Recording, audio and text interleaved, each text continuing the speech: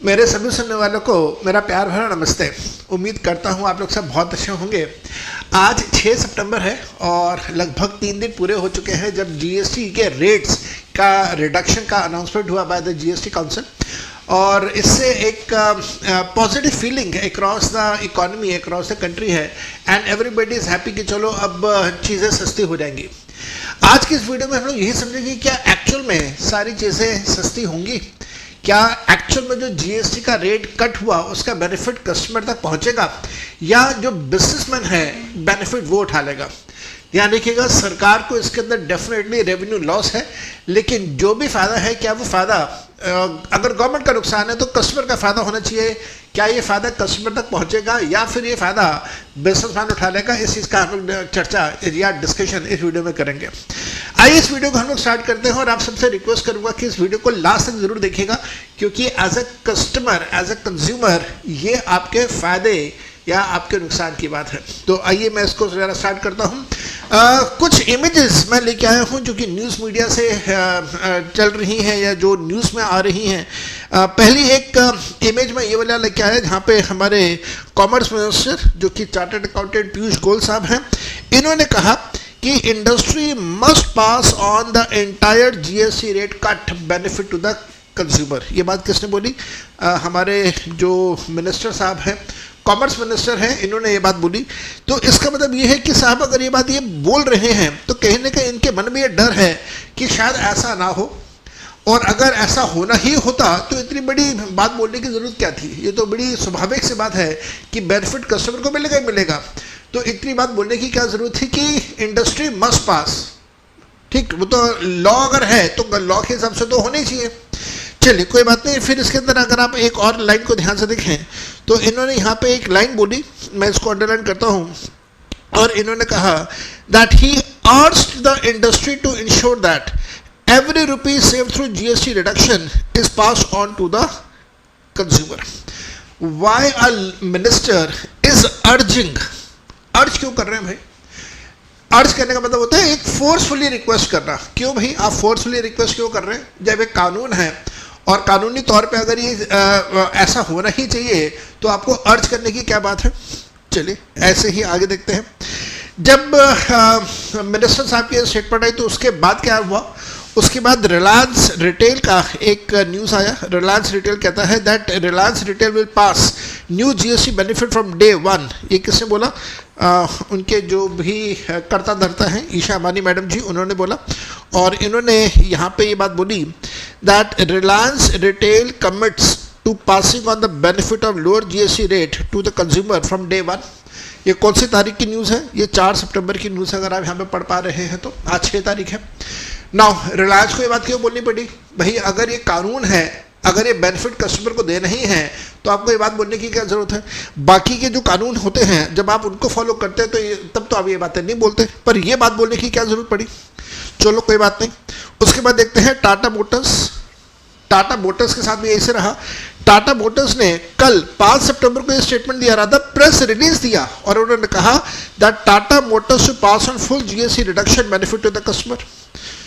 तो भाई press release है कि ये बात क्यों कही जा रही है कि अगर ये बेनिफिट एक्चुअल में कस्टमर को मिलना ही है, जहाँ जो कस्टमर का हक है, तो कस्टमर का हक देने के लिए आपको इतनी अनाउंसमेंट्स क्यों करनी पड़ रही है? बताऊंगा अभी, मैं सारी बातें करूंगा। दिल्ली और दिल्ली के आसपास दूध और दूध के जो प्रोडक्ट्स हैं, मिल्क एंड मिल्क प्रोडक्ट्स हैं, उसके लिए एक बहुत बड़ी ऑर्गेनाइजेशन है जिसका नाम है मदर डेयरी। मदर डेयरी के मैनेजिंग डायरेक्टर साहब ने भी ये बात बोल दी आके that Mother Dairy to pass on the benefit of GST reduction to the consumer. Managing director साहब ने ये बात बोली। ये बात भी कल की है, 6 तारीख की है। ये बात भी कल की है, 5 तारीख की है। तो आइए ज़रा समझते हैं कि ये सारी चीज़ें सोशल मीडिया पे क्यों कही जा रही हैं, कैसे कस्टमर को बेनिफिट दिया जाएगा। कोई तरीका होगा ना बेनिफिट कस्टमर तक पहुंचाने का, तो बेनिफिट कैसे पहुंचाया जाएगा कस्टमर तक? आइए ज़रा उसको एक केस स्टडी के साथ समझते हैं और देखते हैं कि क्या हमें एक्चुअल में ये बेनिफिट मिलेगा, नहीं मिलेगा, किस तरीके से मिलेगा, अगर मिलेगा तो। मैंने आपको एक केस स्टडी दिया। मैंने कहा कि मान लेते हैं एक दुकानदार है, वो 950 रुपये का कोई सामान बेच रहा है, जिस 950 के अंदर जीएसटी का अमाउंट इंक्लूडेड है, इंक्लूसिव ऑफ जीएसटी है। ये दुकानदार जो 950 का सामान बेच रहा है, इस सामान को बेचने के लिए उसकी जो कॉस्ट थी वो कॉस्ट टू द शॉपकीपर वो 600 रुपये। तो दुकानदार ने 600 रुपये का सामान खरीदा और 950 रुपये का सामान बेचा, जो 950 के अंदर जीएसटी का अमाउंट इंक्लूडेड है। अगर 22 सितंबर से पहले अगर वो ये सामान बेच रहा है और जीएसटी का रेट 12% है तो क्या होगा, और 22 सितंबर या 22 सितंबर के बाद जब ये जीएसटी का रेट घट के 5% हो जाएगा तो क्या होना चाहिए, क्या होना चाहिए, होगा या नहीं होगा वो एक अलग बात है। आइए जरा सीखते हैं क्या होना चाहिए। पहले देखते हैं कि 22 सितंबर 2025 से पहले अगर वो सामान बेच रहा है और 12% का जीएसटी उसके अंदर इंक्लूडेड है तो कैलकुलेशन किस प्रकार से चलेंगे। मेरे बेटा हमें कैलकुलेशन रिवर्स ऑर्डर में करनी होगी, हम नीचे से ऊपर जाएंगे तभी हम एक्चुअल में बात समझ पाएंगे।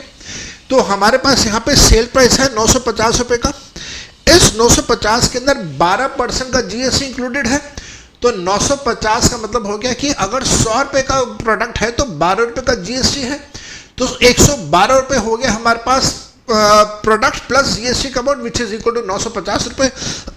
तो हमने 112 से डिवाइड किया, 12 से मल्टीप्लाई किया तो हमारे पास जीएसटी का अमाउंट आ गया 102 रुपये का। दैट मीन्स 950 के अंदर 102 रुपये का जीएसटी का अमाउंट इंक्लूडेड है। साथ साथ में ध्यान रखिएगा कि 600 रुपये का प्रोडक्ट है, तो इसका मतलब ये हो गया कि अगर 600 का प्रोडक्ट है, जीएसटी 102 का है, तो जीएसटी से पहले वाला अमाउंट हमारे पास 484 का है रिवर्स कैलकुलेशन करते हुए। और दैट मीन्स कि दुकानदार का जो मुनाफा है, दुकानदार का जो प्रॉफिट है वो है 248 रुपीज़ का। मेरे ख्याल से यहाँ तक तो कोई दिक्कत नहीं है किसी को भी। अब आते हैं 22 सितंबर या 22 सितंबर के बाद क्या होना चाहिए, होगा या नहीं होगा वो बात की बात है। क्या होना चाहिए, होना ये चाहिए कि साहब ये जो दुकानदार है, ये दुकानदार 248 रुपये का मुनाफा कमा रहा है और ये दुकानदार अपना मुनाफा इंक्रीज नहीं करेगा, प्रॉफिट इंक्रीज नहीं करेगा 22 सितंबर के बाद। इमीडिएट बेसिस के ऊपर वो अपना प्रॉफिट इंक्रीज नहीं करेगा। ऐसे नहीं बोलेगा जी 22 तारीख से मैं अपना प्रॉफिट इंक्रीज करूंगा, नहीं, बाद में कर लेना भाई, 6-8 महीने बाद कर लेना, लेकिन इमीडिएटली मत करना। तो 248 का मुनाफा है, 248 का मुनाफा ही इसका होना चाहिए। अगर आप मेरी लैंग्वेज को ध्यान से देखें तो मैंने यहाँ पे लिख के दिया है व्हाट इट शुड बी, क्या होना चाहिए, होगा या नहीं होगा वो बाद में बात करेंगे। क्या होना चाहिए, होना ये चाहिए कि कॉस्ट 600 की है, 248 का प्रॉफिट जो पहले था वही प्रॉफिट अब भी रहे, तो दैट मीन्स टोटल होना चाहिए 848, जो पहले था 848 वो अब भी होगा। बस होगा ये कि जो जीएसटी पहले 102 रुपये था 12% के हिसाब से, वो जीएसटी कम होके हो जाएगा 42 रुपीज़ 5% के हिसाब से। दैट मीन्स सेल प्राइस कम होके 890 रुपये हो जाना चाहिए। अगर ऐसा होता है तो हम बोलेंगे कि that actual benefit has been passed to the customer. If this happens, then we say that the benefit has been passed to the customer. अगर आप ऑब्जर्व करें तो यहाँ पे जब हमने कहा कि पीयूष गोयल साहब ने कहा that industry must pass the benefit to the customer, तो इसका मतलब क्या है, समझ आ गया आपको एग्जांपल के साथ। रिलायंस ने कहा जी हम अपना सारा बेनिफिट कस्टमर को पास ऑन कर देंगे डे 1 से, तो कस्टमर को पास ऑन कैसे होगा वो आपको यहाँ पे समझ आ गया। इसी प्रकार से टाटा मोटर्स ने कहा कि हम अपना सारा बेनिफिट कस्टमर को दे देंगे, कैसे देंगे, समझ आ गया। इसी प्रकार से मदर डेयरी ने भी कहा कि हम सारा बेनिफिट कस्टमर को डे 1 से दे देंगे, कैसे देंगे, हमें ये बात समझ आ गई। लेकिन अब बात आती है कि क्या ये एक्चुअल में ऐसा करेंगे। मेरे को लगता है, मेरे को डाउट्स हैं, एप्रीहेंशन है कि ऐसा नहीं होगा। और खास तौर पे अनऑर्गेनाइज्ड सेक्टर्स जो है वहां तो बिल्कुल नहीं होगा। ऑर्गेनाइज्ड सेक्टर्स के अंदर शायद फिर भी हो जाए, लेकिन अनऑर्गेनाइज्ड सेक्टर में तो मैं दावे के साथ कह रहा हूं नहीं होगा। अब what is unorganised sector, unorganised sector का एक छोटा सा एग्जांपल देता हूं मैं। आप जहां पे भी रहते हैं, जिस भी शहर में रहते हैं और शहर में जिस भी एरिया में आप रहते हैं, वहां पे कोई ना कोई आसपास रिटेल मार्केट जरूर होगी। तो आप उस रिटेल मार्केट में जाइए और वहां रिटेल मार्केट में जाके एक बेकरी की दुकान होगी, तो बेकरी की दुकान से आप एक पेस्ट्री परचेज करिए, एक केक परचेज करिए और उसको बोलिए कि साहब ये जो मैंने पेस्ट्री परचेज करी है इसका मेरे को आप बिल दे दीजिए, दैट इज इनवॉइस दे दीजिए। उस इनवॉइस के अंदर जीएसटी का अमाउंट भी इंक्लूडेड होगा और पेस्ट्री का जो एक्चुअल अमाउंट है वो भी इंक्लूडेड होगा, तो वो संभाल के रख लीजिए। इसी प्रकार से 22 सितंबर के बाद जाइए, लेटर से 25 सितंबर को जाइए उसी दुकान पे और जाके बोलिए कि दिखाइए मेरे को एक पेस्ट्री दीजिए और उसका बिल दे दीजिए। एंड मैं दावे के साथ ये बात बोल रहा हूँ, यू विल ऑब्जर्व कि जो पेस्ट्री का अमाउंट दुकानदार पहले 22 सितंबर से पहले का बेच रहा था, उतने ही अमाउंट के ऊपर वो बाद में भी बेच रहा है। दैट मीन्स उसने अपना प्रॉफिट मार्जिन इंक्रीज कर लिया। जीएसटी के रिडक्शन की वजह से जो उसका प्रॉफिट मार्जिन इंक्रीज नहीं होना चाहिए था, सेल प्राइस कम होना चाहिए था, उसने ऐसा नहीं करा और सारा का सारा बेनिफिट वो खुद लेके बैठ गया। कैसे हो सकता है ये मैं आपको दिखाता हूँ, देखिएगा। लेटर से यही जो मैंने अभी केस स्टडी दिया, इसी केस स्टडी को मैं लेके चलूँ तो जो मेरे को डर है, एप्रीहेंशन है, वो ये है कि 22 सितंबर और 22 सितंबर 2025 के बाद ऐसा कुछ होगा। 600 रुपए का प्रोडक्ट है, 600 रुपए का प्रोडक्ट है। दुकानदार कहता है कि साहब मैं पहले भी 950 का बेच रहा था, मैं आज भी 950 का बेच रहा हूं और 950 के अंदर जीएसटी का अमाउंट इंक्लूडेड है। मैं पहले भी जीएसटी का अमाउंट अलग से नहीं ले रहा था, अब भी नहीं ले रहा। लेकिन अब होगा क्या, इस 950 के अंदर 5% के हिसाब से जीएसटी का अमाउंट बनता है 45 रुपए का। कैलकुलेशन करके देखिएगा आप, डिवाइडेड बाय 105 मल्टीप्लाई बाय 5 तो आपके पास 45 रुपीज आता है। दैट मीन्स आपका कॉस्ट प्लस प्रॉफिट 905 का आता है, जहां पे कॉस्ट 600 का है तो प्रॉफिट कितने का हो गया, 305 का। तो आने वाले दिनों में दुकानदार अपना प्रॉफिट बढ़ाएगा। पहले वो प्रॉफिट 248 का कमा रहा था, अब वो प्रॉफिट 305 का कमाएगा। सारा बेनिफिट दुकानदार का होगा और कस्टमर को ये पास ऑन नहीं करेगा। ऐसा 99% केसेस में होगा जब आप रिटेल की या अनऑर्गेनाइज सेक्टर की बात करते हैं। ऑर्गेनाइज्ड सेक्टर शायद ये बेनिफिट आपको पास ऑन कर दे, लेकिन वो भी कुछ ना कुछ हेरा फेरी तो करेंगे ही करेंगे। चाहे ये आप बड़े बड़े नाम ले लें, सब नाम कुछ ना कुछ हेरा फेरी करेंगे ही करेंगे। कस्टमर का नुकसान तो होना ही होना है, या मैं ऐसे बोल दूं कि कस्टमर का जो एक्चुअल फायदा हो सकता है वो फायदा नहीं होगा। मैं आपको करके दिखाता हूं कैसे। अब मेरे इसी एग्जाम्पल के अंदर अभी तक आपको ये समझ आया कि प्रोडक्ट होना कितने का चाहिए। पहले 950 का था, होना चाहिए 890 का, यही होना चाहिए। लेकिन अब देखना दुकानदार क्या करेगा, या ऑर्गेनाइज्ड सेक्टर वाले क्या करेंगे, अनऑर्गेनाइज्ड सेक्टर वाले क्या करेंगे। अनऑर्गेनाइज्ड वाले तो ये करेंगे ही, तो मैंने आपको बता ही दिया। पूरे चांसेस हैं कि वो डेफिनेटली ऐसे ही काम करेंगे। बट हो सकता है कि कुछ अनऑर्गेनाइज्ड सेक्टर वाले कुछ अलग तरीके से काम करें और ऑर्गेनाइज्ड सेक्टर वाले भी कुछ अलग तरीके से काम करेंगे। देखिए क्या करेंगे। नाउ व्हाट विल हैपन, मैंने यहाँ पे लिखा कि what will happen on and after 22 सितंबर 2025, 22 सितंबर के बाद क्या होने वाला है, अभी से बता रहा हूं मैं आपको। दुकानदार क्या करेगा, सेल प्राइस को कम करेगा, 950 के का 925 कर देगा। उदाहरण के तौर पे ये सिर्फ एक एग्जांपल है। मैंने 925 लिया, ये 910 भी हो सकता है, ये 915 भी हो सकता है, ये 900 भी हो सकता है। सिर्फ एक एग्जांपल है बात को समझाने के लिए। तो दुकानदार 925 करेगा और कहेगा, ये ऑर्गेनाइज सेक्टर की भी बात कर रहा हूँ, अनऑर्गेनाइज सेक्टर की भी बात कर रहा हूँ, और कहेगा कि साहब देखिए मैं पहले 950 ले रहा था, अब मैंने 925 कर दिया। दैट मीन्स जो जीएसटी की वजह से रेट कम हुआ वो मैंने रेट कस्टमर को पास ऑन कर दिया।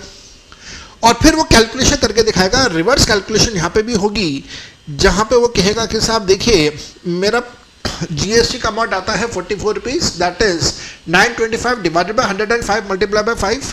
मेरा अमाउंट आया 881, मेरी लागत 600 की थी, दैट इज मेरा जो प्रॉफिट हुआ वो मेरा प्रॉफिट हुआ 281 का। और वो कहेगा कि साहब देखिए मैंने 950 को घटा के 925 कर दिया। और लेकिन आप अगर ऑब्जर्व करें तो यहाँ पे दुकानदार ने अपना मुनाफा बढ़ा लिया। पहले मुनाफा कितने का था, पहले दुकानदार का मुनाफा था 248 रुपीज़ का, ये रहा 248, ये रहा 248। दुकानदार का प्रॉफिट था 248 का। लेकिन अब दुकानदार का प्रॉफिट कितना हो गया, 281 का प्रॉफिट हो गया। दुकानदार ने पर यूनिट अपना प्रॉफिट आप देखिए कितना ज़्यादा बढ़ा लिया। अगर आप कैलकुलेशन करके देखें तो 281 माइनस 248, ये उसका बेनिफिट पर यूनिट बेनिफिट आ रहा है। तो आप इससे आप अंदाज़ा लगा सकते हैं कितने का डिफरेंस आ गया, 50 और 31 एंड 2 एंड 33, 33 रुपये का प्रॉफिट इसका आप मुनाफा आ रहा है per unit. And you can well imagine कि कितने ही सारे यूनिट ये दुकानदार बेचता होगा पूरे साल के अंदर, तो कितना ही मुनाफे प्रॉफिट अपना बढ़ा लेगा। लेकिन ये होना क्या चाहिए था, यहाँ पे 925 नहीं होना चाहिए था, यहाँ पे होना चाहिए था 890। तो क्या एक्चुअल बेनिफिट कस्टमर को मिल पाया? मेरे हिसाब से आंसर इज नो। 890 का बेनिफिट, 890 का सेल प्राइस होना चाहिए, लेकिन कस्टमर से कितना वो मांग रहा है, 925 रुपये मांग रहा है। That is full benefit has not been passed on to the customer. आप देखिएगा आने वाले दिनों में ऐसा ही होने वाला है। अब मन में बात आती है, यार ये तो गलत हो गया, हमें भी समझ आ रहा है कि हमारे साथ गलत होगा। भाई एक तो चीज़ है ना, मैं आज 6 सितंबर को बात बता रहा हूँ कि 22 तारीख और 22 तारीख के बाद आपके साथ ऐसा होगा, मेरे साथ ऐसा होगा, मेरे को दिख रहा है कि ऐसा होगा। तो अगर मेरे को पता है कि मेरे साथ ऐसा कुछ होगा, तो क्या मैं इसके खिलाफ कुछ एक्शन ले सकता हूँ? क्या मैं दुकानदार के खिलाफ कहीं पे जाकर कोई एक्शन ले सकता हूँ? तो इसका आंसर यस भी है, नो भी है। पहले यस की बात करते हैं। हमारी भारत सरकार ने काफ़ी टाइम पहले जीएसटी के कानून के अंदर ही एक अथॉरिटी बनाई थी, और इस अथॉरिटी का नाम था, ध्यान से देखिएगा, इस अथॉरिटी का नाम था नेशनल एंटी प्रॉफिटेरिंग अथॉरिटी। ये रहा, इसका एड्रेस भी मैं आपको दे रहा हूँ, एड्रेस भी आपको यहाँ पे दिखेगा। ये कनॉट प्लेस के अंदर जीवन भारती टावर्स में इनका ऑफिस हुआ करता था कह रहा हूँ मैं, था। इस अथॉरिटी का काम यही था कि इस प्रकार से अगर कोई दुकानदार, चाहे ऑर्गेनाइज सेक्टर में है, अनऑर्गेनाइज सेक्टर में है, अगर कोई दुकानदार इस तरीके से अपने प्रॉफिट मार्जिन को बढ़ा रहा है गलत तरीके से और बेनिफिट कस्टमर को पास ऑन नहीं कर रहा है, तो हम इस अथॉरिटी के पास जाके शिकायत कर सकते थे। मैंने कहा है शिकायत कर सकते थे। तो अब क्वेश्चन आ रहा है कि अब क्यों नहीं कर सकते भाई? अब इसलिए नहीं कर सकते क्योंकि हमारी भारत सरकार ने ये अथॉरिटी ही बंद कर दी है। ये जो एंटी प्रॉफिटेरिंग का कंसेप्ट है, इसी को बंद कर दिया है। ध्यान से देखिएगा, notification dated 1 October 2024 prescribes that no registration of fresh anti profiteering cases with effect from 1 April 2025। तो 1 अप्रैल 2025 या उसके बाद से आप कोई नई एप्लीकेशन इस अथॉरिटी को दे ही नहीं सकते हैं। दैट इज कोई नई शिकायत इस अथॉरिटी के पास जा ही नहीं सकती। लेकिन अल्टरनेटिव कुछ है, हाँ अभी भी एक अल्टरनेटिव है, वो है CCI, that is customer competition. आप वहाँ जाके कस्टमर कंपटीशन में जाके या कंज्यूमर कंपटीशन में जाके आप ये वाला शिकायत अपनी दर्ज कर सकते हैं। लेकिन बात ये आती है कि यार एज कस्टमर मैं क्यों जाऊँगा और मैं कहूँगा छोड़ यार, जो मेरा नुकसान होना था हुआ, जो मुनाफा होना था थोड़ा सा हुआ, मैं क्यों परचेड़े में पड़ूँ, अपनी दुकानदारी ख़राब करके मैं वहाँ पे जाऊँ। बट देन आप इस बात को ऐसे समझिए कि अगर आपके पास ये एंटी प्रॉफिटेरिंग अथॉरिटी होती तो एक डर दुकानदार के मन में, बिजनेसमैन के मन में बना रहता कि मेरे खिलाफ कोई शिकायत हो सकती है। लेकिन अब तो कोई शिकायत का तरीका ही नहीं है। दुकानदार अपना मुनाफा कमाएगा, ज़्यादा मुनाफा कमाएगा और कस्टमर कुछ नहीं कर सकता है, कुछ भी नहीं। This is a really sad state with in the country, but then that is the way the things are. तो इस वीडियो के अंदर हमने क्या सीखा? इस वीडियो के अंदर हमने ये सीखा कि जीएसटी के रेट्स कम होने से सारा बेनिफिट जो है वो बिजनेसमैन को होने वाला है, कस्टमर को वो बेनिफिट नहीं होगा जो वो सोच रहा है। जो मीडिया में बताया जा रहा है कि बहुत मुनाफा हो जाएगा, बहुत बेनिफिट हो जाएगा, कुछ नहीं होगा। You wait and watch on 22 सितंबर। आप एक काम कीजिएगा, मैं भी एक काम करूँगा, एक छोटा सा एक्सपेरिमेंट करेंगे। एक्सपेरिमेंट हम लोग ये करेंगे कि हम लोग 22 सितंबर से पहले, लेट अस से 20 सितंबर को हम लोग किसी बेकरी के शॉप पे जाके एक पेस्ट्री परचेस करेंगे, साथ में उसका इनवॉइस लेंगे, इनवॉइस संभाल के रखेंगे। हम किसी कपड़े की दुकान पर जाएंगे, वहां जाके हम लोग कोई एक टी शर्ट, कोई एक निक्कर, कोई एक ट्राउजर, कोई एक लोअर परचेस करेंगे, सिर्फ एक, और उसका इनवॉइस संभाल के रखेंगे। उसी दुकान पे, और ये मैं सिर्फ एग्जाम्पल ले रहा हूँ बेकरी का या कपड़ा का एग्जाम्पल ले रहा हूँ, इसी तरह और भी बहुत सारे केसेस हैं। इसी प्रकार से हम 22 सितंबर के बाद जाएंगे, लेटर से 25 तारीख को जाएंगे, और 25 तारीख को जाके उसी दुकान से, उसी बेकरी से एक पेस्ट्री परचेज करेंगे, इनवॉइस पर लेंगे, और एक और कपड़े की दुकान पर जाके कपड़ा लेंगे, उसी दुकान पर जाएंगे, कपड़ा लेंगे और कपड़े का इनवॉइस लेंगे, एंड अपने सामने दोनों इनवॉइस रख के देखेंगे कि क्या एक्चुअल में बेनिफिट कस्टमर को पास हुआ। I will be very very happy to see that the businessman is passing on the benefit to the customer, but I am very very hopeful and optimistic that he will not do so. वो बिल्कुल ऐसा नहीं करेगा, और जो भी है वो सिर्फ अपनी जेब भरेगा, ग्राहक का कोई भला नहीं करेगा। ये एक्सपेरिमेंट आप भी कीजिएगा, ये एक्सपेरिमेंट मैं भी करूंगा। आज के इस वीडियो में हम लोग कर रहे हैं डिस्कशन यहाँ तक। अगर आपको ये वीडियो अच्छा लगा हो तो प्लीज़ प्लीज़ प्लीज़ चैनल को सब्सक्राइब कीजिए, वीडियो को शेयर कीजिए, लाइक कीजिए। मैं आपको मिलूंगा अगले वीडियो में, तब तक bye bye and take very good care of yourself, enjoy yourself, bye bye.